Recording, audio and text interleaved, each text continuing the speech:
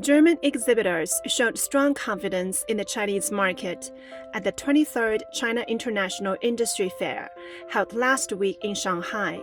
German conglomerate Siemens displayed its Industrial Operations X, an open and interoperable portfolio for automating and operating industrial production, signaling its official entry into the Chinese market.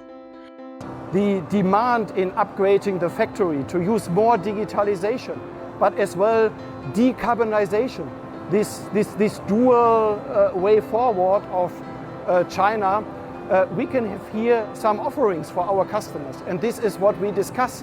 And newly we launched our Accelerator. Accelerator is the industry business platform to support our customers for the industrial transformation and to use more decarbonization. China factories will increase the number of robots. Therefore, we introduce here at the CIF Fair as well a robot library, which makes this integration much more efficient for the engineers. The German pavilion, comprising 10 institutions and 19 industrial brand exhibitors, made its debut at the CIIF.